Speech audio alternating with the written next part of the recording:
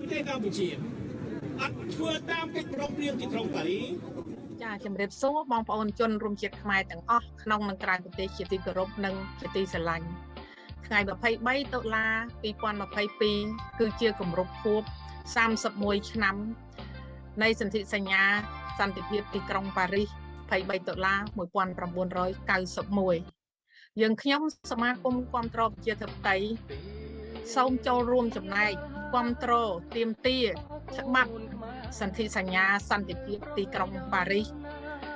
23តុលា1991ហើយយើងខ្ញុំទាំងអស់គ្នាមានកិច្ចពិភាក្សាជាមួយនឹងប្រជាពលរដ្ឋទូទៅដែលសម្របសម្រួលដោយលោកសំកលវត្តដូច្នេះសូមអញ្ជើញបងប្អូនជនរួមជាតិទាំងអស់មេត្តាចូលរួមទស្សនាដោយតទៅអរគុណបងសម្បត្តិជាបឋមសូមជម្រាបសួរបងប្អូនពលរដ្ឋខ្មែរទូទាំងក្នុងនិងក្រៅប្រទេសជាទីគោរពរាប់អានសូមថ្វាយបង្គំព្រះថេរានុថេរៈគ្រប់ព្រះអង្គបងប្អូនបានជ្រាបហើយថាថ្ងៃ23តុលានៃកិច្ចព្រមព្រៀងទីក្រុងប៉ារីសដែលបានចុះហត្ថលេខានៅក្នុងថ្ងៃ23តុលាឆ្នាំ1991ដែលបានផ្ដល់កំណើតនៃលទ្ធិប្រជាធិបតេយ្យដល់ប្រទេសកម្ពុជាខ្ញុំបាទសំកុលវត្តរស់នៅទីក្រុងអូតាវ៉ានៃប្រទេសកាណាដាមានកិត្តិយសនិងមោទនភាពដែលបានចូលរួមសម្របសម្រួលពិភាក្សាជាមួយប្រជាពលរដ្ឋខ្មែរទាំងក្នុងនិងក្រៅប្រទេសដើម្បីស្វែងយល់អំពីទស្សនៈនិងការយល់ដឹងនៃសារៈសំខាន់របស់កិច្ចព្រមព្រៀងទីក្រុងប៉ារីសចុះឆ្នាំ1991ប្រកាសណាស់ចំពោះរូបខ្ញុំកិច្ចព្រមព្រៀងទីក្រុងប៉ារីសឆ្នាំ1991ជាមរតកការថែរក្សាសន្តិភាពលទ្ធិប្រជាធិបតេយ្យការគោរពសិទ្ធិមនុស្សបូរណភាពទឹកដីអភិក្រិតភាពការកសាងនិងស្ដារអភិវឌ្ឍជាតិដូច្នេះយើងត្រូវតែនាំគ្នាថែរក្សាដើម្បីកុំឲ្យខាតពេលសូមបងប្អូនអស់លោកតាមដានជាមួយខ្ញុំដើម្បីស្វែងយល់អំពីទស្សនៈពលរដ្ឋខ្មែរទូទាំងពិភពលោកពាក់ព័ន្ធនឹងកិច្ចព្រមព្រៀងទីក្រុងប៉ារីសឆ្នាំ1991សូមគោរពអញ្ជើញដូចតទៅហើយក្នុងនាមខ្ញុំជាយុវជនខ្មែរមួយរូបខ្ញុំមានយោបល់ខ្លះខ្ញុំនឹងលើកឡើងនៅចំណុចសំខាន់ចំនួន4ដើម្បីជូនដល់លោកយាយតាអូនពូមីងបងប្អូនជនជាតិខ្មែរយើងធ្វើការសម្រេចចិត្តនៅក្នុងការជួយដល់ប្រទេសកម្ពុជាយើងហើយនឹងគិតធ្វើយ៉ាងណាថាតើការបោះឆ្នោតឆ្នាំ2023នេះតើលោកយាយតាអូនពូមីងបងប្អូនយើងគួរតែធ្វើយ៉ាងណាចំណុចសំខាន់ទី1ដែលខ្ញុំចង់លើកឡើងនោះគឺ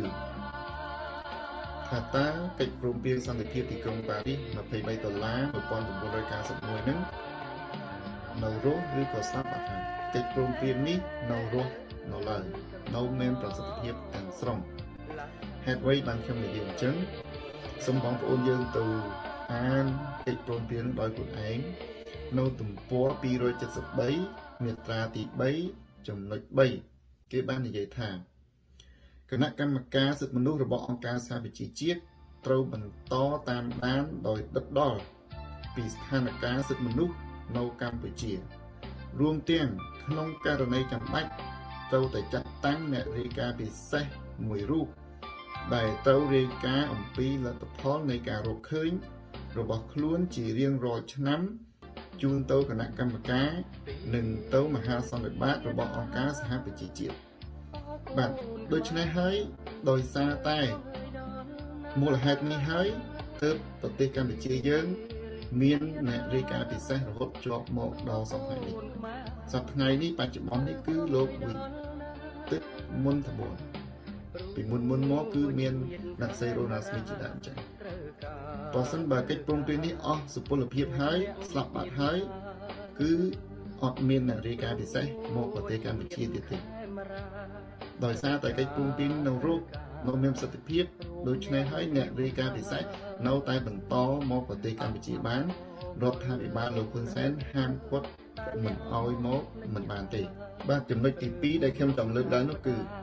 ប្រសិនបើមានប្រទេសណាមួយរំលោភបំពានឬមួយក៏គំរាមកំហែងរំលោភបំពានមកលើអធិបតេយ្យភាពរបស់ប្រទេសកម្ពុជាតែគួរធ្វើយ៉ាងណា បាទនៅក្នុងកិច្ចព្រមព្រៀងសន្តិភាពទីក្រុងប៉ារីសទំព័រ273និង274នៅក្នុងមាត្រាទី5គេបានប្រើផ្លូវយើង3យ៉ាងដើម្បីរកដំណោះស្រាយបាទវិធីទី1គឺប្រទេសហត្ថលេខីនៅក្នុងកិច្ចព្រមព្រៀងសន្តិភាពទីក្រុងប៉ារីសហ្នឹងទៅជួបប្រជុំគ្នាដើម្បីរកដំណោះស្រាយជាបន្ទាន់បាទចំណុចទី2គេប្រាប់យើងឲ្យទៅប្តឹងទៅក្រុមប្រឹក្សាសន្តិសុខរបស់អង្គការសហប្រជាជាតិដល់ចំណុចទី3គេប្រាប់យើងថាឲ្យប្តឹងទៅប្រទេស2គឺប្រទេសបារាំងនិងប្រទេសឥណ្ឌូនេស៊ីដែលជាសហប្រធានរបស់សន្និសីទទីក្រុងប៉ារីសបាទចំណុចសំខាន់ទី3គឺប្រសិនបើមានការរំលោភបំពានសិទ្ធិមនុស្សធ្ងន់ធ្ងរនៅក្នុងប្រទេសកម្ពុជាតើគួរធ្វើយ៉ាងណាបាទបងប្អូនប្រជាពលរដ្ឋខ្មែរយើងនៅក្នុងប្រទេសសពថ្ងៃនេះបងប្អូនដឹងហើយថាតែប្រជាពលរដ្ឋខ្មែរក្រីក្រប្រជាពលរដ្ឋខ្មែរដែលអត់មានអំណាចតើត្រូវគេរំលោភបំពានបែបណាឃើញដីធ្លីឃើញផ្ទះសម្បែងរបស់ប្រជាពលរដ្ឋខ្មែរយើងត្រូវគេរំលោភបំពានយកត្រូវគេឈូសឆាយត្រូវគេធ្វើបាបគ្រប់សពបែបយ៉ាងទាំងអស់ថាតើបងប្អូនប្រជាពលរដ្ឋខ្មែរឬក៏សង្គមស៊ីវិលឬក៏ប្រទេសដទៃទៀតហ្នឹងគួរតែជួយគួរតែដោះស្រាយដោយវិធីណាបាទវិធីដែលដោះស្រាយហ្នឹងគឺមានចែងនៅក្នុងកិច្ចព្រមព្រៀងសន្តិភាពទីក្រុងប៉ារីសនៅទំព័រ274មាត្រាទី5ចំណុច4គេបានចែងថាក្នុងករណីមានការរំលោភបំពានយ៉ាងធ្ងន់ធ្ងរលើសិទ្ធិមនុស្សនៅក្នុងប្រទេសកម្ពុជាភាគីនៅក្នុងកិច្ចព្រមព្រៀង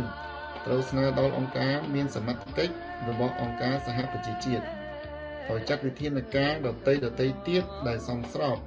ដើម្បីទប់ស្កាត់និងលុបបំបាត់ការរំលោភបំពានបែបនេះដោយស្របទៅតាមច្បាប់អន្តរជាតិដែលទាក់ទិនបាទនេះហើយគឺជាដំណោះស្រាយនេះហើយគឺជាវិធីនៅក្នុងការដោះស្រាយប្រសិនបើមានការរំលោភបំពានធ្ងន់ធ្ងរទៅលើសិទ្ធិមនុស្សនៅក្នុងប្រទេសកម្ពុជាបាទក្នុងចំណុចទី4ដែលខ្ញុំនឹងលើកឡើងនេះខ្ញុំគិតថាវាសំខាន់ជាងគេដោយសារអីដោយសារចំណុចទី4នេះប្រជាពលរដ្ឋខ្មែរយើងនៅក្នុងប្រទេសអាចធ្វើបានដោយខ្លួនឯងដោយមិនចាំបាច់ទៅពឹងពាក់បរទេសមិនចាំបាច់ទៅពឹងពាក់អង្គការសហប្រជាជាតិឬក៏ប្រទេសណាមួយមកជួយយើងទេយើងធ្វើបានដោយខ្លួនឯងប្រសិនបើប្រជាពលរដ្ឋខ្មែរយើងមានទំនុកចិត្តមានភាពក្លាហាននៅក្នុងខ្លួនគ្រប់គ្រាន់ប្រជាពលរដ្ឋខ្មែរយើងអាចធ្វើបានអាចជួយឲ្យប្រទេសកម្ពុជាយើងមានដំណោះស្រាយមួយយ៉ាងវិជ្ជមាននៅក្នុងរដ្ឋធម្មនុញ្ញនៃប្រជាជាតិកម្ពុជាយើងបានកំណត់ថាប្រជាពលរដ្ឋខ្មែរយើងគឺជាម្ចាស់ប្រទេសប្រជាពលរដ្ឋខ្មែរយើងគឺជាអ្នកសម្រេចជោគវាសនានៃប្រទេសកម្ពុជាបាទដូច្នេះហើយយើងងាកមកមើលនៅក្នុងកិច្ចព្រមព្រៀងសន្តិភាពទីក្រុងប៉ារីស$23ឆ្នាំ1991ហ្នឹងឧបសម្ព័ន្ធ5ទំព័រ207ចំណុចទី4គេបានចែងថារដ្ឋធម្មនុញ្ញត្រូវតែប្រកាសថាកម្ពុជានឹងអនុវត្តប្រព័ន្ធប្រជាធិបតេយ្យសេរីរដ្ឋធម្មនុញ្ញត្រូវកំណត់ឲ្យមានការបោះឆ្នោតដោយត្រឹមត្រូវហើយសេរីដូច្នេះហើយបើសិនបើប្រជាពលរដ្ឋខ្មែរយើងគិតថាការបោះឆ្នោតនៅក្នុងប្រទេសកម្ពុជាមិនត្រឹមត្រូវទេមិនសេរីទេមិនយុត្តិធម៌ទេបងប្អូនប្រជាពលរដ្ឋខ្មែរយើងកុំទៅចូលរួមការបោះឆ្នោតឃើញទេនៅពេលនោះលទ្ធផលឆ្នោតចេញមកក៏អត់មានប្រទេសណាគេទទួលស្គាល់ទេឃើញទេរដ្ឋាភិបាលថ្មីមួយមិនអាចកាត់ឡើងបានទេបើសិនបើលោកហ៊ុនសែនក៏នៅតែជជែកនៅតែបង្កើតរដ្ឋាភិបាលថ្មីមួយដែលមានប្រជាពលរដ្ឋទៅបោះឆ្នោតក្រោម 50% ហ្នឹងអត់មានប្រទេសណាគេទទួលស្គាល់ទេអត់មានប្រទេសណាមួយគេសហការជាមួយប្រទេសកម្ពុជាដែលមានរដ្ឋាភិបាលថ្មីមួយកើតឡើងដោយមានប្រជាពលរដ្ឋទៅបោះឆ្នោតតិចតួចនោះទេឃើញទេដូច្នេះហើយទើបខ្ញុំគិតថានេះគឺជាចំណុចសំខាន់ហើយការបោះឆ្នោតសកលឆ្នាំ2023គិតមកដល់ដែរដូច្នេះហើយប្រជាពលរដ្ឋខ្មែរយើងទាំងក្នុងនិងក្រៅប្រទេសធ្វើការគិតពិចារណាដោយខ្លួនឯងប្រសិនបើបងប្អូនចង់ឲ្យមានលទ្ធិប្រជាធិបតេយ្យពិតប្រាកដនៅក្នុងប្រទេសកម្ពុជាប្រសិនបើបងប្អូនចង់ឲ្យឃើញមានដំណោះស្រាយវិជ្ជមានមួយបើសិនបើបងប្អូនចង់ឃើញដីធ្លីតាមសម្ដែងរបស់បងប្អូននឹងត្រូវបានគេគិតគូរត្រូវបានគេសងត្រូវបានគេដោះស្រាយឲ្យបញ្ហាទាំងឡាយដែលបងប្អូនកំពុងតែជួបកំពុងតែប្រទះសពថ្ងៃនេះដូច្នេះហើយតើទន្ទឹមនឹងកិច្ចព្រមព្រៀងសន្តិភាពទីក្រុងប៉ារីសនេះខ្ញុំមានគំនិតប៉ុណ្ណឹងសង្ឃឹមថាប្រជាពលរដ្ឋខ្មែរយើងនឹងគិតពិចារណា I, Samoy Chim, is a Khmer person living in Irvington, Alabama. I am urging all Khmer people in all signatory countries to fully implement the Paris Peace Accord in Cambodia. I truly believe that only Khmer people can initiate this action. I am urging every Khmer to join this action for the peace and democracy for Cambodia and the regions. Thank you. សួរបងប្អូនក្មួយៗចៅនិងជនរួមជាតិជាទីស្នេហានិងជាទីគោរពខ្ញុំបាទឈ្មោះអ៊ុំកនជាប្រធានសមាគមគាំទ្រប្រជាធិបតេយ្យអក្សរកាត់ហៅថា DSA ថ្ងៃនេះគឺជាថ្ងៃទី23ដុល្លារត្រូវនឹងថ្ងៃនៃសន្ធិសញ្ញាកិច្ចព្រមព្រៀងសន្តិភាពនៅក្រុងប៉ារីដែលបានចុះហត្ថលេខានៅថ្ងៃទី23ខែតុលាឆ្នាំ1991នៅក្រុងប៉ារីប្រទេសបារាំងសន្ធិសញ្ញាបានធ្វើឲ្យប្រទេសយើងមានស្ថិរភាពមួយរយៈដែលអាចធ្វើឲ្យយើងអាចធ្វើនយោបាយដោយសេរីមានជំនួយសេដ្ឋកិច្ចដែលអត់ចំណងអត់លក្ខខណ្ឌកិច្ចព្រមព្រៀងក្រុងប៉ារីនេះមិនត្រឹមតែធ្វើឲ្យប្រទេសយើងមានសារភាពមានស្ថិរភាពដែលអាចធ្វើសេដ្ឋកិច្ចធ្វើនយោបាយដោយសេរីបាននោះទេគឺបានធ្វើឲ្យប្រទេសអាស៊ាននៅជុំវិញយើងទាំងអស់នៅតំបន់ទាំងអស់នឹងបានមានស្ថិរភាពដោយប្រទេសខ្មែរយ៉ាងដែរដោយបងប្អូនបានឃើញហើយ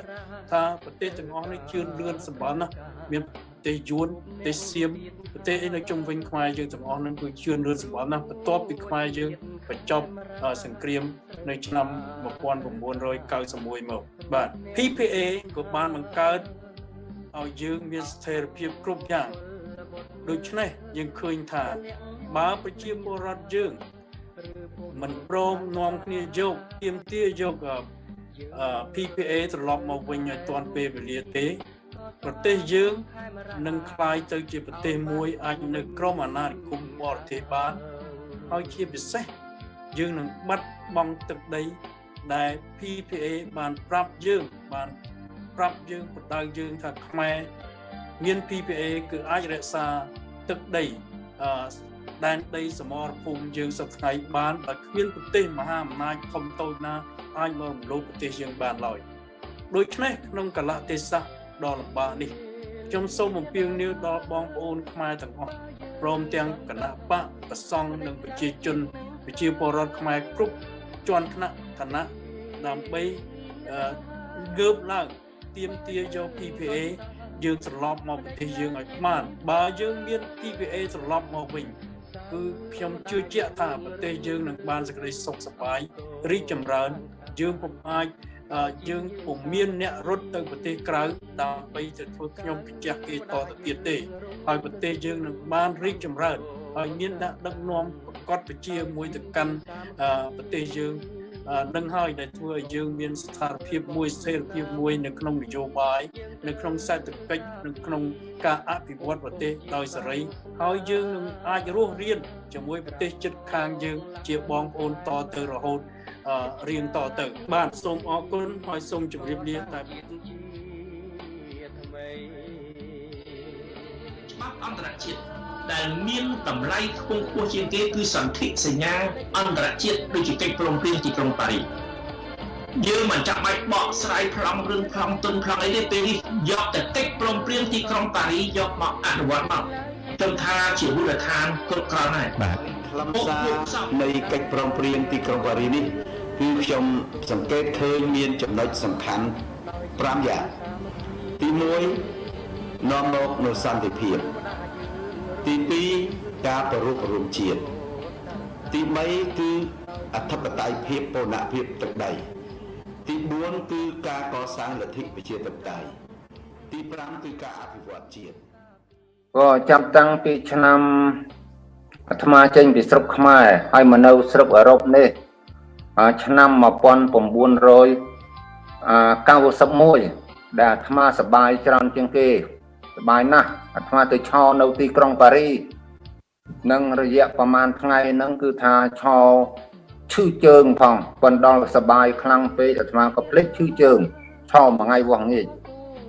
ថ្ងៃសន្ធិសញ្ញាទីក្រុងប៉ារីសហ្នឹងហ ហើយយើងក៏ខំធ្វើមកតាំងពីណាពីណីអាត្មាទៅជីមធូជីមស្រីហើយបង្កើតទៅក្រុងបេកាំងទៅក្រុងភៀងយ៉ាងអាត្មាក៏ទៅទាំងអស់ក៏ទៅដើម្បីទៅរកសុខសន្តិភាពឲ្យប្រទេសខ្មែរហើយដល់ថ្ងៃ$231991ហ្នឹងសែនសប្បាយក៏អាត្មាសប្បាយមែនទែនហើយពិសេសដែលយើងឃើញពួកអ៊ុនតាក់សម័យហ្នឹងចូលទៅស្រុកខ្មែរហើយអាត្មាក៏បានចូលទៅស្រុកខ្មែរលើកទី1ដែរឃើញពួកទាហានអ៊ុនតាក់ហើយចឹងទៅក៏រឹតតែសប្បាយចិត្តទៀតថាស្រុកយើងសន្តិភាពហើយបានសន្តិភាពដោយសេចក្តីប្រាថ្នារបស់យើងខ្មែរគ្រប់គ្នារួមទាំងអាត្មាផងដែរហើយរហូតមកដល់សប្តាហ៍ថ្ងៃហ្នឹងសេចក្តីសង្ឃឹមនឹងក៏វាដូចជាទ្រង់លាយអស់មួយចំនួនធំទៅដូច្នេះមានការសោកស្ដាយខ្លាំងណាស់ហើយក្នុងនាមអាត្មាជាព្រះសង្ឃខ្មែរមួយរូបដែលនៅក្នុងស្រុកស្វីសនេះក៏អំពាវនាវដល់រដ្ឋាភិបាលទាំងគ្រប់គណៈបកទាំងអស់ហើយចង់ឲ្យពួកគណៈបកនិងរដ្ឋាភិបាលនាំគ្នាគោរពសន្ធិសញ្ញាទីក្រុងប៉ារីឆ្នាំ1991នឹងឡើងវិញគឺនេះជាសំណុំពររបស់អាត្មាប៉ុណ្ណឹងបាទនាងខ្ញុំឈ្មោះសុឡៃនៅរដ្ឋ Texas សូមអំពាវនាវដល់ប្រទេសហត្ថលេខីទាំងអស់សូមយកច្បាប់នេះមកអនុវត្តឲ្យបានពេញលេញដើម្បីឲ្យលទ្ធិប្រជាធិបតេយ្យមានដំណើរការពិតប្រាកដឆ្នាំនៃហត្ថលេខី1991យើងខ្ញុំធីរីនៅប្រទេសកូរ៉េសូមឲ្យហត្ថលេខីគ្រប់ប្រទេសទាំងអស់ជំរុញឲ្យមានលទ្ធិប្រជាធិបតេយ្យនៅប្រទេសកម្ពុជានាងខ្ញុំកូនខ្មែរចង់ទៅរស់នៅប្រទេសខ្ញុំនាងខ្ញុំសម័យជឹមគឺជាកូនខ្មែរមួយរូបដែលរស់នៅទីក្រុង Irvington រដ្ឋ Alabama ចានាងខ្ញុំគឺសូមគាំទ្រហើយជំរុញដើម្បីឲ្យយកកិច្ចព្រមព្រៀងទីក្រុងប៉ារីយកទៅអនុវត្តឲ្យបានពេញលេញនៅក្នុងប្រទេសខ្មែរហើយឲ្យមានលទ្ធិប្រជាធិបតេយ្យពេញលេញនៅក្នុងប្រទេសខ្មែរយើងត្រូវតែទាមទារឲ្យសន្ធិសញ្ញាទីក្រុងប៉ារីហ្នឹងគឺត្រឡប់ឡើងវិញហើយទាមទារឲ្យខ្មែរគ្រប់គ្នាហ្នឹងគឺក្រោកឡើងទាំងអស់គ្នាដើម្បីបង្ហាញអន្តរជាតិថាខ្មែរត្រូវការសន្ធិសញ្ញាទីក្រុងប៉ារីដើម្បីមកជួយប្រទេសយើងដើម្បីឲ្យប្រទេសយើងបានឯករាជ្យដើម្បីឲ្យបានប្រជាធិបតេយ្យហើយនឹងបីកសាងប្រទេសយើងឲ្យមានប្រជាធិបតេយ្យឲ្យមានសិទ្ធិសេរីភាពហើយសេដ្ឋកិច្ចដែលឲ្យខ្មែរយើងរស់បានកុំឲ្យនៅក្រោមអាណានិគមរបស់ប្រទេសដទៃសន្និសីទទីក្រុងប៉ារី1991 Peace Agreement នេះគឺសម្រាប់សំខាន់មិនគ្រាន់តែខ្មែរទេគឺសម្រាប់ប្រទេសជាទូទៅនៅក្នុងតំបន់ហើយនៅក្នុងប្រទេសទាំងឡាយដែលធ្វើការទំនាក់ទំនងផ្នែកខាង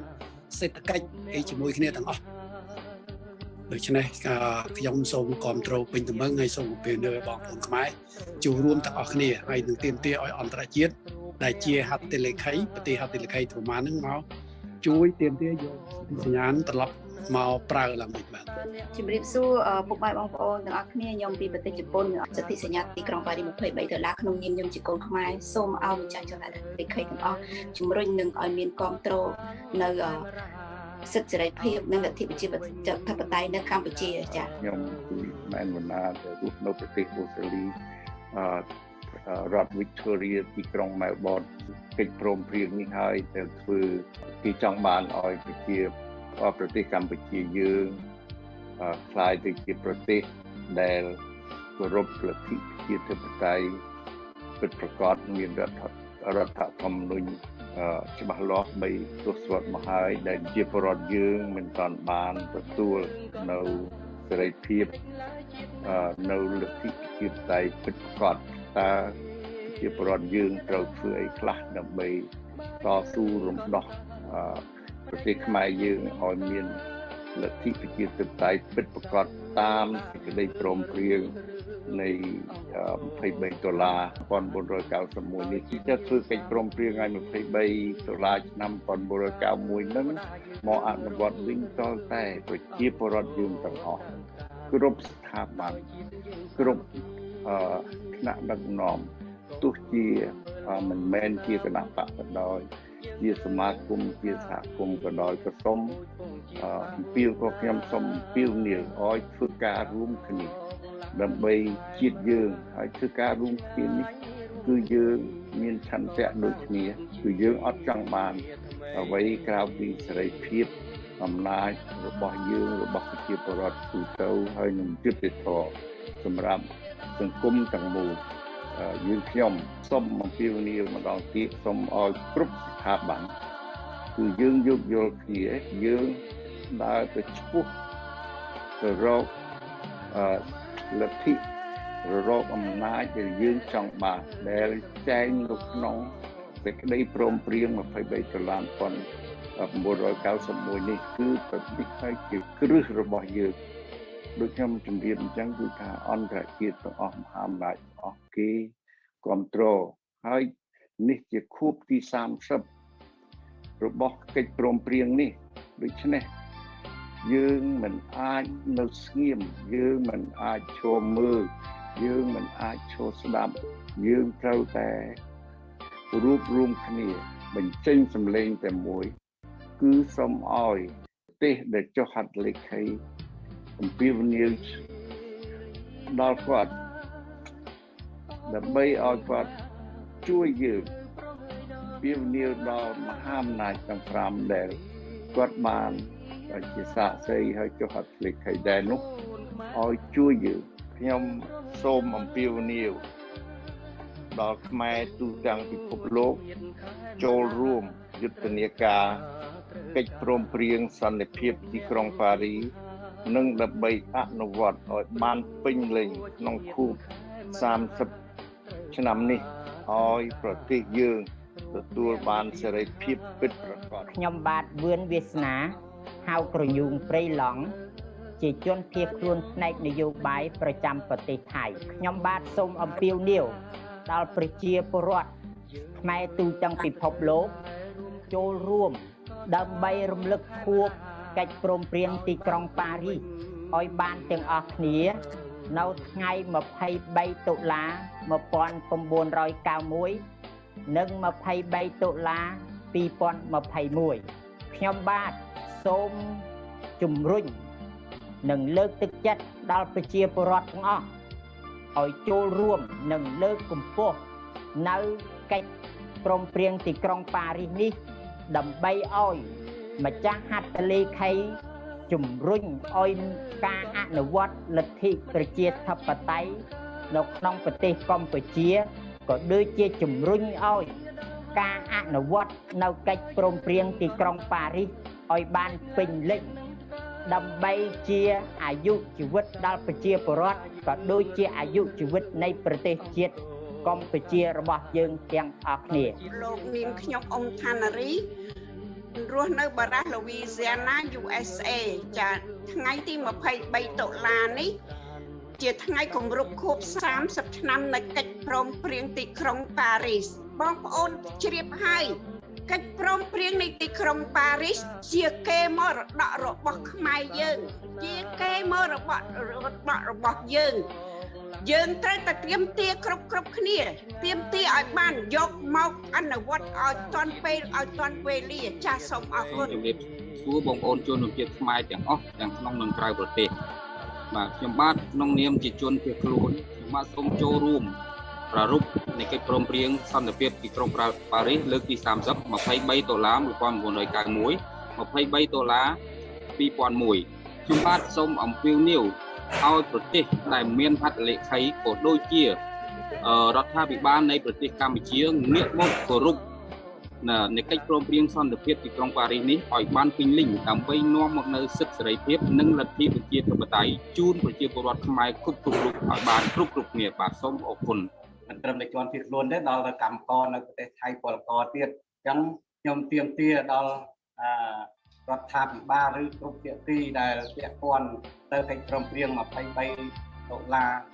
1991នេះសូមឲ្យគោរពទាំងអស់គ្នាហើយនឹងបងប្អូនខ្មែរយើងទូទាំងប្រទេសកម្ពុជានិងក្រៅប្រទេសសូមចូលរួមគោរពឲ្យបានពេញលេញដើម្បីយើងទាមទារលទ្ធិប្រជាធិបតេយ្យឲ្យបានពេញលេញក្នុងពេលខាងមុខ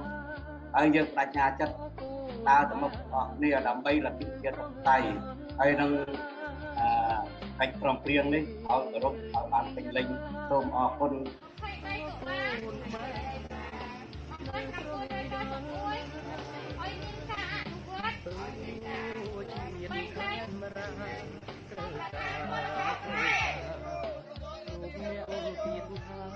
ឆាយសុធារស់នៅទីក្រុងអូតាវ៉ាប្រទេសកាណាដាសូមអំពាវនាវដល់ព្រះសង្ឃនិងបងប្អូនរួមជាតិទាំងអស់ជួយទាមទារកិច្ចព្រមព្រៀងទីក្រុងប៉ារីអនុវត្តនៅប្រទេសកម្ពុជាឡើងវិញចឹងជាបាទម៉ែសធាវុឌ្ឍចេញពីខាង Northern California សូមគោរពបងប្អូនជនរួមជាតិទាំងអស់ថ្ងៃនេះខ្ញុំសូមនិយាយពីបញ្ហាសន្ធិសញ្ញាសន្តិភាពទីក្រុងប៉ារីសនៅឆ្នាំ1991ខែតុលាកិច្ចព្រមព្រៀងសន្តិភាពនៅទីក្រុងប៉ារីសនេះគឺជាកន្លឹះអាយុជីវិតរបស់ប្រជាជាតិខ្មែរទាំងមូលដែលបានរៀបចំឡើងដោយអង្គការសហប្រជាជាតិនៅឆ្នាំ1991នេះគឺដើម្បីការពារសិទ្ធិសេរីភាពដើម្បីការពារបូរណភាពទឹកដីរបស់កម្ពុជាយើងសំខាន់បំផុតជនបរទេសផ្សេងគឺមិនអាចលូកដៃចូលទៅក្នុងប្រទេសកម្ពុជាបានទេហើយមានតែសន្ធិសញ្ញានេះហើយដែលជាអាវុធមួយសម្រាប់ការពារសិទ្ធិសេរីភាពនៅក្នុងទឹកដីខ្មែរដំណាក់កាលអ៊ុនតាក់ដែលចូលរៀបចំសន្តិភាពស្រុកខ្មែរហ្នឹងគឺក្នុងនោះមានរដ្ឋាភិបាលចម្រុះដែលយើងចាប់ដៃគ្នាហ្នឹងត្រូវតែគោរពសិទ្ធិសញ្ញានិយាយរួមទៅបូរណភាពទឹកដីខ្មែរយើងកុំឲ្យជនបរទេសប្រសាសន៍ចាក់គាត់ផ្សេងដូចជាយើងនិយាយចឹងចោះពីព្រោះអីអ្នកខ្លះគេចង់យកខ្មែរយើងធ្វើជាអាណានិគមចឹងច្បាប់នេះដើម្បីការពារកុំឲ្យពួកទាំងនោះចិនយួនក៏ដោយគឺថាមិនអាចលើកដៃជ្រៀតជ្រែកនឹងបូរណភាពទឹកដីខ្មែរយើងចឹងខ្ញុំសូមប្រកាសទៅដល់បងប្អូនទាំងអស់ដែលស្រឡាញ់សន្តិភាពនិងចង់បានប្រទេសកម្ពុជាយើងឲ្យមានសិទ្ធិសេរីភាពហើយនឹងអាចការពារខ្លួនបានគឺសិទ្ធិសញ្ញានេះគឺយើងត្រូវតែទាមទារឲ្យនៅមានតម្លាភាពទៅមុខទៀតដើម្បីយើងបង្ហាញពិភពលោកថាយើងគ្មានអីអាងក្រៅពីសន្ធិសញ្ញាសន្តិភាពទីក្រុងប៉ារីសនេះទេហើយនៅក្នុងនោះសម័យនោះគឺយើងមានហត្ថលេខីចំនួន18ប្រទេសអញ្ចឹងបានសេចក្តីថាបុគ្គលណាក៏ដោយមានបំណងចង់លុបសន្ធិសញ្ញានេះចោលគឺជាកំណត់មួយដ៏អាស្រូវហើយខ្ពត់ទៀតហើយខ្ញុំសូមប្រកាសឲ្យលោកទាំងអស់នៅថ្ងៃទី23តុលានេះយើងនឹងរំលឹកខួបទី30សូមប្រជាជនខ្មែរនិងអ្នកស្នេហាជាតិទាំងអស់នៅគ្រប់និន្នាការគ្រប់ទិសទីក្នុងពិភពលោកចូលរួមឲ្យបានប្រកបក្រែងដើម្បីបង្ហាញនិងទាមទារឲ្យសិទ្ធិសញ្ញានេះនៅមានប្រសិទ្ធភាពតទៅមុខទៀតបាទខ្ញុំសូមអរគុណហើយសូមអរគុណសមាជិកជាយុវជនខ្មែររបស់គណៈបកសង្គ្រោះជាតិនៅប្រទេសម៉ាឡេស៊ីបងប្អូនជនរួមជាតិនិងជនជាតិខ្មែរទាំងអស់កំពុងតែរស់នៅស្រុកខ្មែរនិងកំពុងតែរស់នៅឯនេះសមុទ្របាទជំរាបសួរជាភាសាចាមផងដែរAssalamualaikum warahmatullahi wabarakatuh អ៊ំវាតែអាចបတ်ឋានតៃក្នុងនិរដ្ឋបាទយើងជាប្រវត្តិខ្មែរយើងនឹងទាមទារនៅអ្វីដែលយើងចង់បានអ្វីដែលកិច្ចសន្យានៅក្នុងទីក្រុងប៉ារីសនៅឆ្នាំ1991ហើយកិច្ចព្រមព្រៀងនេះធ្វើឲ្យយើងទាំងអស់គ្នាខ្មែរនិងខ្មែរឈប់បង្ហូរឈាមហើយឈប់យកម៉ែស្នាខ្ញុំជាពលករអ្នកស្រុកពលករខ្មែរខ្ញុំចង់រដ្ឋាភិបាលគ្រប់ការពុកទុកជួននឹងកិច្ចព្រមព្រៀងទីក្រុងប៉ារីសខ្ញុំជួយចាក់បន្ថែមទាមខ្ញុំជាពលករមករស់ចាក់ខ្ញុំមករស់នៅប្រទេសគេហេតុអីខ្ញុំមានប្រទេសដែរខ្ញុំមានប្រទេសដែរហេតុអីប្រទេសខ្ញុំអត់មានការងារត្រូវរត់មកចំណាក់ស្រុក23ដុល្លារឆ្នាំ1991ឆ្នេះសន្ធិសញ្ញានេះបង្ហាញឬបញ្ជាក់ឲ្យបានយ៉ាងច្បាស់ថាគឺជាសន្ធិសញ្ញាដែលធ្វើឲ្យខ្មែររស់ឡើងវិញមុនឆ្នាំ91ប្រទេសកម្ពុជានៅជាចំណុះឬក៏នៅក្រោមអំណាចត្រួតត្រារបស់ប្រទេសយួនដូច្នេះសន្ធិសញ្ញានេះបានបង្ហាញយ៉ាងច្បាស់អំពីទី1គឺធ្វើឲ្យខ្មែរមានសិទ្ធិសេរីភាពពិតប្រាកដទី2ធ្វើឲ្យបូរណភាពទឹកដីរបស់ខ្មែរដែល និរាករនៅសន្ធិសញ្ញាផ្សេងដែលប្រទេសកម្ពុជាឬក៏អាជ្ញារដ្ឋកម្ពុជានោះបានចុះហត្ថលេខាជាមួយនឹងយួនក៏ប៉ុន្តែរហូតមកដល់30ឆ្នាំទៅហើយសន្ធិសញ្ញានេះมันបានអនុវត្តឲ្យបានច្បាស់លាស់ត្រឹមត្រូវដោយដែលមានចែងនៅក្នុងសន្ធិសញ្ញាទីក្រុងប៉ារីឆ្នាំ1991នេះឡើយគឺបងប្អូនសូមបងប្អូនយល់ឲ្យច្បាស់ថាសន្ធិសញ្ញានេះនៅរស់រហូតមកដល់សប្តាហ៍ថ្ងៃហើយបន្តរស់ទៅទៀតដូច្នេះសូមបងប្អូនយល់ឲ្យច្បាស់ថាសន្ធិសញ្ញានេះជាសន្ធិសញ្ញាដែលធ្វើឲ្យខ្មែររស់ឡើងវិញធ្វើឲ្យខ្មែរមានសិទ្ធិសេរីភាពពិតប្រាកដធ្វើឲ្យប្រទេសកម្ពុជាយើងមានបូរណភាពទឹកដីច្បាស់លាស់ជាប្រទេសកម្ពុជាមានតែខ្មែរយើងនឹងអាចរួមសាមគ្គីគ្នាដើម្បីឲ្យរដ្ឋាភិបាលសពថ្ងៃដើម្បីឲ្យប្រទេសហត្ថលេខីទាំងអស់នឹងឯងអនុវត្តឲ្យបានច្បាស់លាស់ជាប្រទេសយើងឃើញហើយសប្តាហ៍ថ្ងៃនេះប្រទេសចិននិងយួនដែលសប្តាហ៍ថ្ងៃនេះគឺយើងឃើញចិនបានដាក់ទ័ពនៅលើទឹកដីកម្ពុជារបស់យើងរហូតមកដល់សប្តាហ៍ថ្ងៃដូច្នេះយើងត្រូវតែរួមសាមគ្គីគ្នាធ្វើឲ្យសន្ធិសញ្ញានេះអនុវត្តឲ្យបានពេញលេញ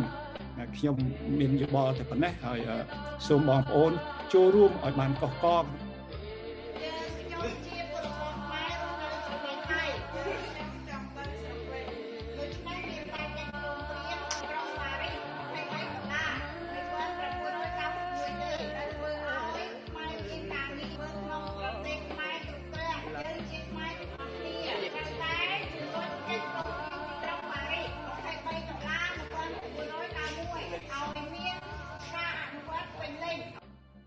ជ័យយកកម្លាំងពលករខ្មែរ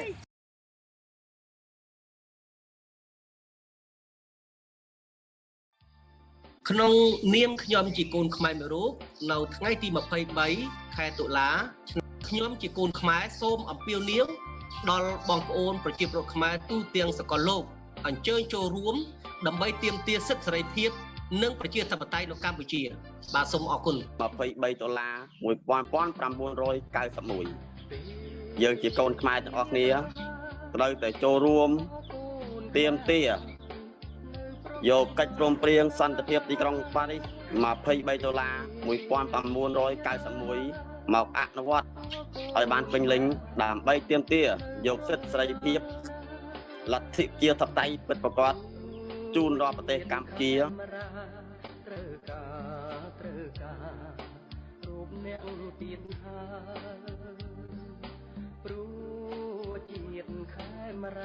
សួរបងប្អូនខ្មែររួមជាតិជាទីស្នេហាខ្ញុំបាទឈ្មោះប៊ុនកេះរស់នៅក្នុង Rhode Island ស្រុកអាមេរិកក្រុងប៉ារីថ្ងៃ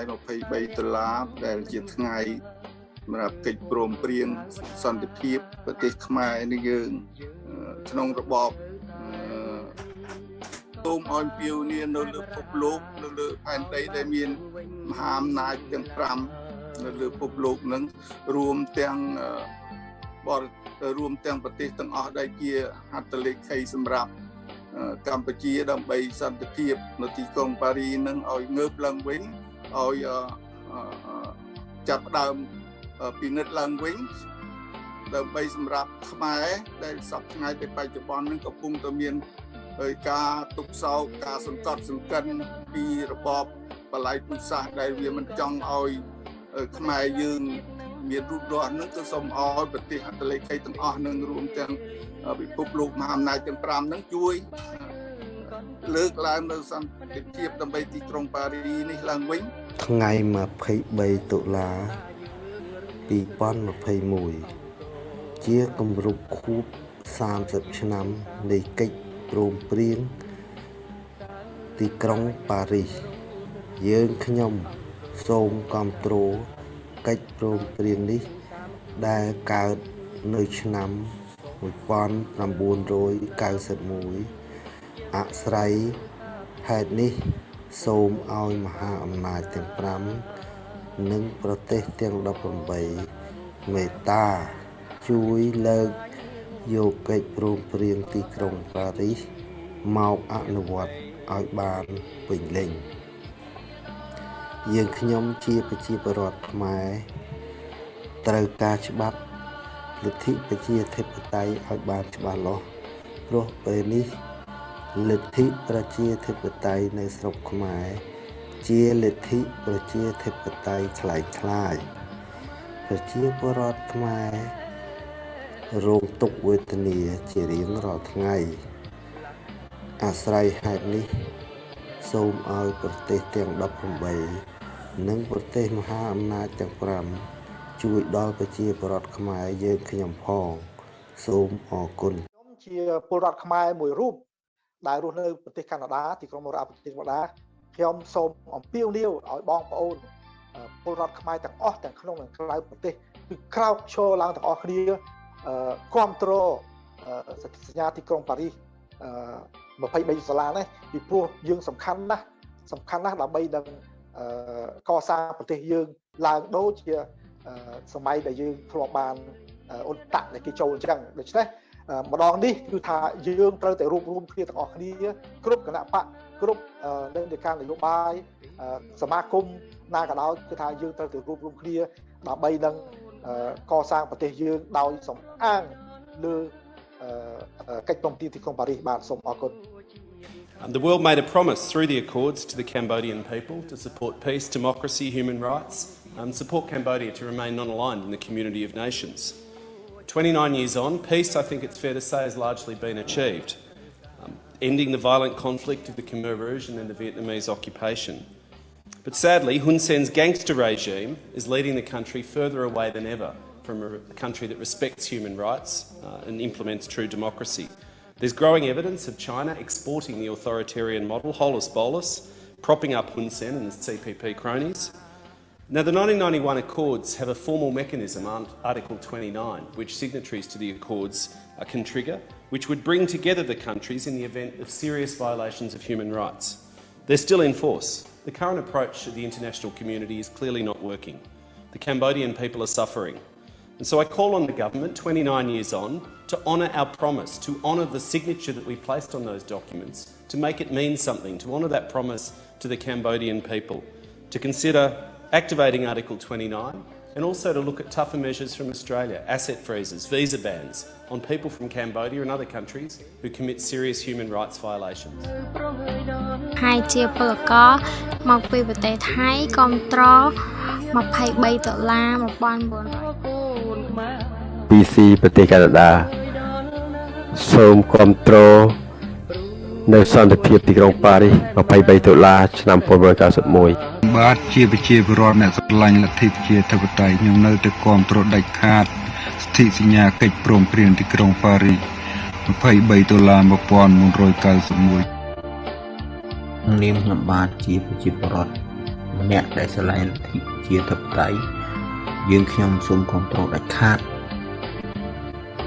នៅសន្ធិសញ្ញាសន្តិភាពទីក្រុងប៉ារីសដែលធ្វើឡើងនៅក្នុងឆ្នាំឈ្មោះហួតសុកលីខ្ញុំគាំទ្រកិច្ចព្រមព្រៀងទីក្រុងប៉ារីស$23,1991អស់ចិត្តគាំទ្រកិច្ចព្រមព្រៀងសន្តិភាពថ្ងៃ$23ឆ្នាំ1991ខ្ញុំបាទឈ្មោះមីខេមរស់នៅណៃម៉ូ PC ប្រទេសកាណាដាសូមគាំទ្រនៅសន្តិភាពទីក្រុងប៉ារីស$23ឆ្នាំ1991ខ្ញុំបាទជាប្រជាពលរដ្ឋអ្នកស្រឡាញ់លទ្ធិប្រជាធិបតេយ្យខ្ញុំនៅគាំទ្រដាច់ខាតសន្ធិសញ្ញាកិច្ចព្រមព្រៀងទីក្រុងប៉ារីស$231991សួស្ដីពី Texas សូមគាំទ្រសន្ធិសញ្ញាកិច្ចព្រមព្រៀងទីក្រុងប៉ារីសនាថ្ងៃ$23ឆ្នាំ1991ខ្ញុំជាប្រជាពលរដ្ឋដែលស្រឡាញ់លទ្ធិប្រជាធិបតេយ្យសូមគាំទ្រដាច់ខាតសន្ធិសញ្ញាសន្តិភាពទីក្រុងប៉ារីសដែលធ្វើឡើងនៅឆ្នាំ1991នាមខ្ញុំជាប្រជាពលរដ្ឋខ្មែរដែលស្រឡាញ់លទ្ធិប្រជាធិបតេយ្យសូមគាំទ្រដាច់ខាតសិទ្ធិសញ្ញាសន្តិភាពក្រុងប៉ារីសថ្ងៃទី23តុលាឆ្នាំ1991សូមគាំទ្រដាច់ខាតនៅថ្ងៃកិច្ចព្រមព្រៀងសន្តិភាពទីក្រុងប៉ារីស ថ្ងៃ23ដុល្លារឆ្នាំ91 សូមគាំទ្រកិច្ចព្រមព្រៀងទីក្រុងប៉ារីស23ដុល្លារឆ្នាំ1991យ៉ាក្រមខ្ញុំគាំទ្រទីក្រុងប៉ារីស23ដុល្លារ1991 100% បាទទីក្រុងឡុងប៊ីចកាលីហ្វ័រញ៉ាខ្ញុំបាទសូមគាំទ្រកិច្ចព្រមព្រៀងទីក្រុងប៉ារីស23ដុល្លារឆ្នាំ1991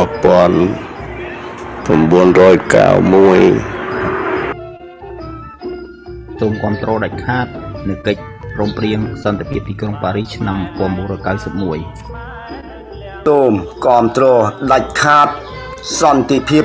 នៅទីក្រុងប៉ារីសឆ្នាំ1991នៅ Las Vegas Nevada ខ្ញុំសូមគាំទ្រថ្ងៃ23ខែ10ឆ្នាំ1991ពេញទៅចាជំរាបសួរនាងខ្ញុំ Mrs. មកពីបរ៉ាស់ Louisiana នាងខ្ញុំបដិញ្ញាគាំទ្រទាមទារយកសិទ្ធិសញ្ញាថ្ងៃទី23ដុល្លារឆ្នាំ1991 I'm Senator Ed Markey from Massachusetts, chairman of the Senate Subcommittee on East Asia. It's my pleasure to join Cambodian opposition leaders and activists on the 30th anniversary of the signing of the landmark Paris Peace Agreements. The Paris Peace Agreements were a landmark achievement for the people of Cambodia and the international community. And with this agreement, the people of Cambodia ended a brutal, decade-long civil war. And with the United States, Russia, and other international partners working to build a secure, united, sovereign, and free Cambodia. A coalition of countries guided by the United Nations Transitional Peacekeeping Mission created an environment for national reconciliation, returned hundreds of thousands of refugees displaced by war, and set the foundation for democracy. The Paris Peace Agreements also gave birth to the adoption of a Cambodian constitution that guarantees the right of all of its citizens, an independent media, and free expression, and a vibrant civil society. They're all hallmarks of any democracy, and they are enshrined in Cambodia's constitution. And these guarantees are sadly under assault by Prime Minister Hun Sen and the ruling Cambodian People's Party. Since taking power in 1993, Hun Sen has chipped away the rights of the Cambodian people. Years of deteriorating rights and norms came to a head when he banned the main opposition party, the Cambodia National Rescue Party, in 2017, effectively turning Cambodia into a one-party state. The government has also reportedly defied its commitment to neutrality under both the Paris Peace Agreements and its constitution by welcoming the Chinese military on its shores. As we look back on this anniversary, we must also look ahead. All signatories to the Paris Peace Agreements can do just that by speaking up for Cambodia's democracy and speaking out against those actors who seek to subvert it. So I thank Cambodia's vibrant diaspora in Massachusetts and all others who champion for a brighter, freer, and more prosperous future for Cambodia. We have to keep our voices loud. We have to keep organized so that we put the pressure on the Cambodian government to absolutely honor what is in their constitution for every person in Cambodia. So thank you all so much for everything that you're doing. I am your partner. I will work with you in order to accomplish the highest aspirations that you have for your home country. Thank you. ជាយុវជនចំនួនថ្មីរបស់កម្ពុជានាងខ្ញុំសូមអំពាវនាវឲ្យមហាជនទាំងអស់ហើយនិងប្រជាពលរដ្ឋចូលរួមឈឺឆ្អាលរឿង PPA នេះឲ្យបានថឹកធាត់មកពីតាំងពី91មកមិនទាន់ដែលមានបោះឆ្នោតដោយសេរីនិងយុត្តិធម៌ទេ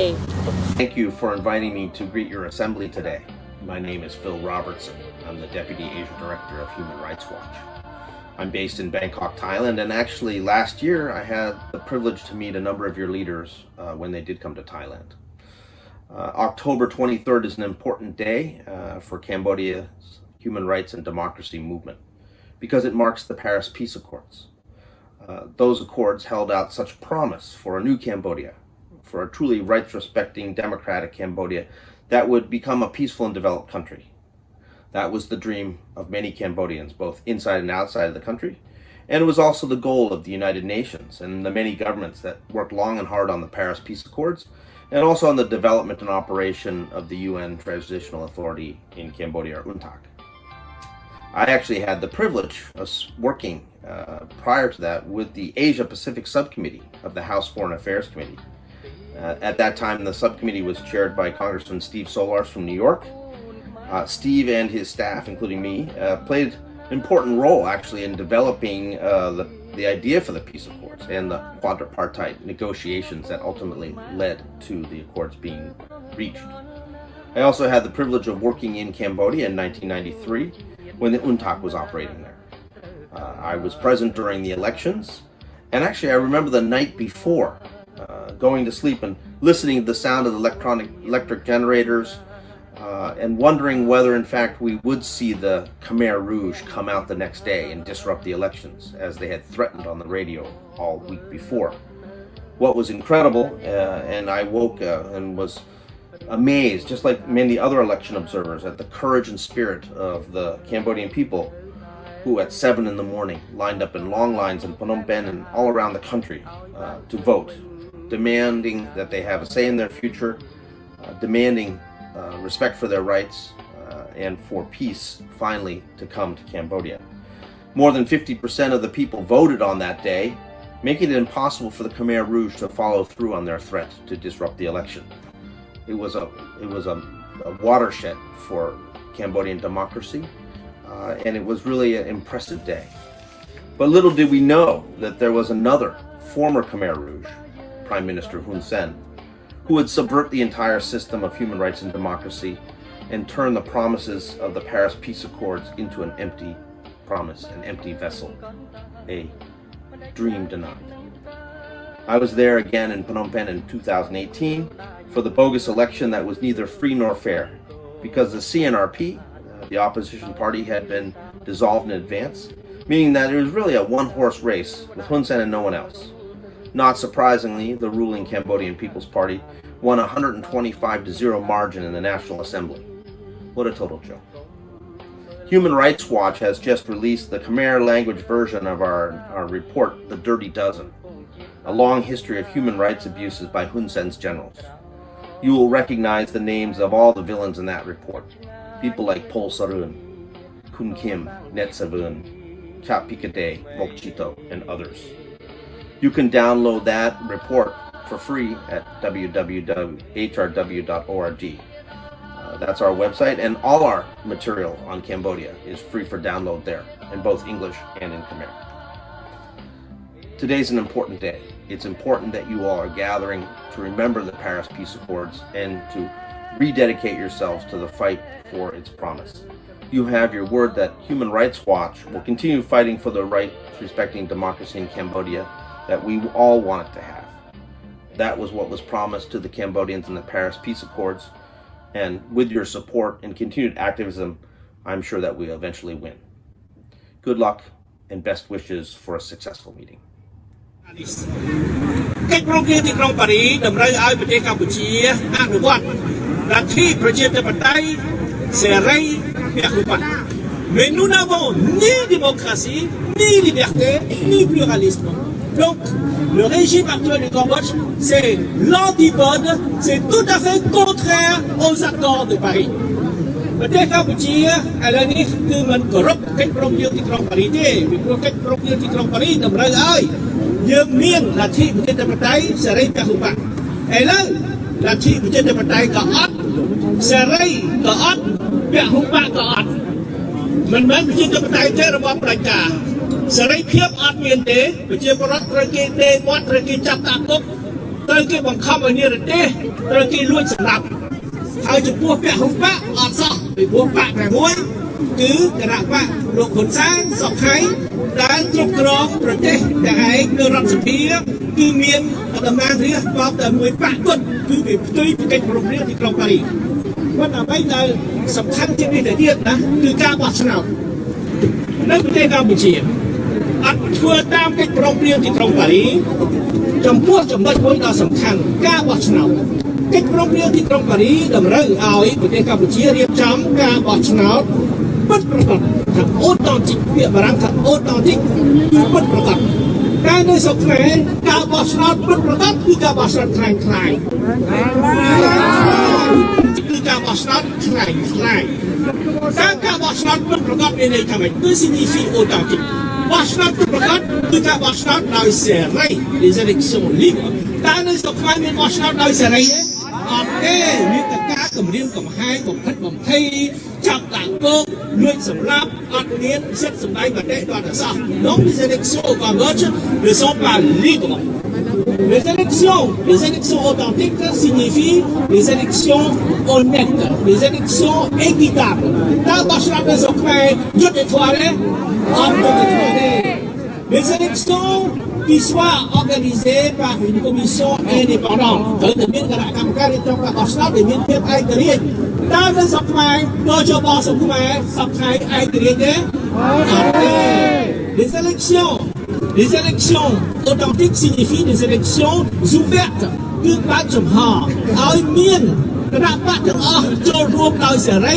ស្មើគ្នាដូចគ្នាតើនៅស្រុកខ្មែរសប្តាហ៍ការបោះឆ្នោតបើកចំហឲ្យគណៈបកទាំងអស់ចូលរួមដូចគ្នាស្មើគ្នាទេ On behalf of all Cambodian communities, we call upon the United Nations, the government of the French Republic, the Republic of Indonesia, as co-chairs of the 1991 Paris Conference on Cambodia, to reconvene members of the 22 signatory countries for a summit to reactivate the intent of the Paris Peace Agreement so that Cambodia can finally attain true peace and true democracy. កិច្ចព្រមព្រៀងសន្តិភាពទីក្រុងប៉ារីស 23 តុលា 1991 គឺជាមរតកជាតិខ្មែររបស់ពលរដ្ឋគ្រប់រូបសូមអរគុណ កិច្ចព្រមព្រៀងសន្តិភាពទីក្រុងប៉ារីស 23 ដុល្លារ ឆ្នាំ 1991 គឺជាកិច្ចព្រមព្រៀងអន្តរជាតិដ៏ធំមួយ មិនត្រឹមតែប្រទេសកម្ពុជាត្រូវគោរពធ្វើតាមទេ ប្រទេសហត្ថលេខីទាំងអស់ប្រទេសមហាអំណាចទាំងអស់រួមទាំងអង្គការសហប្រជាជាតិត្រូវតែគោរពតាមក្នុងនាមខ្ញុំជាយុវជនខ្មែរមួយរូបសូមអំពាវនាវដល់ប្រជាជនខ្មែរទាំងអស់ទាំងក្នុងនិងក្រៅប្រទេសជាពិសេសយុវជនខ្មែរសូមរួបរวมគ្នាជាធ្លុងមួយដើម្បីទាមទារឲ្យប្រទេសហត្ថលេខីទាំងអស់រួមទាំងរដ្ឋាភិបាលកម្ពុជាបច្ចុប្បន្នឲ្យងាកមកគោរពធ្វើតាមកិច្ចព្រមព្រៀងសន្តិភាពទីក្រុងប៉ារីស 23 ដុល្លារ ឆ្នាំ 1991 នេះឲ្យបានពេញលេញដើម្បីទាមទារឲ្យមានការគោរពសិទ្ធិប្រជាពលរដ្ឋខ្មែរឲ្យបានពេញលេញលទ្ធិប្រជាធិបតេយ្យនៅក្នុងប្រទេសកម្ពុជាឲ្យបានពេញលេញនិងសន្តិភាពជូនប្រជាពលរដ្ឋខ្មែរឲ្យបានពេញលេញ បាទសាស្ត្រជំរាបសួរម្ដងទៀតបងប្អូនណាហើយខ្ញុំសូមថ្លែងអំណរគុណដល់បងប្អូនទាំងអស់ដែលបានតាមដានកម្មវិធីរកតាំងពីដើមរហូតដល់ចប់បងប្អូនឃើញហើយប្រជាពលរដ្ឋយើងទូទាំងពិភពលោកកំពុងតែរួបរวมគ្នាដើម្បីទាមទារកិច្ចព្រមព្រៀងទីក្រុងប៉ារីសត្រឡប់មកវិញឲ្យបានអនុវត្តឲ្យបានចាប់ចុងចាប់ដើមដូច្នេះកលៈទេសៈនេះល្អណាស់បងប្អូនណាឃើញទេគឺនៅប្រទេសមហាអំណាច នឹងពិភពលោកគេក្រឡេកមើលទៅកម្ពុជាយើងសារជាថ្មីម្ដងទៀតយើងជាខ្មែរត្រូវយកបញ្ហានេះមកដោះស្រាយខ្លួនយើងដូច្នេះយើងត្រូវរួបរวมគ្នាមិនថាបងប្អូនជាគណៈបកឬក៏នៅក្នុងនានាការណាមួយទេព្រោះប្រទេសជាតិកម្ពុជាជាប្រទេសយើងទាំងអស់គ្នាខ្ញុំសូមអំពាវនាវសារជាថ្មីឲ្យបងប្អូនទាំងក្នុងទាំងក្រៅឲ្យតែបងប្អូនជាប្រជាពលរដ្ឋខ្មែរដែលស្រឡាញ់ខ្មែរ ចង់ឃើញប្រទេសជាតិយើងមានការរីកចម្រើនចង់ឃើញកម្ពុជាជាកម្ពុជាមួយអមតៈសូមបងប្អូនចូលរួមបងប្អូនសូមបងប្អូនចូលរួមគាំទ្រចលនាទាមទារ PPA ទាំងអស់គ្នាដើម្បីឲ្យបានដល់គោលដៅរបស់យើងសូមអរគុណ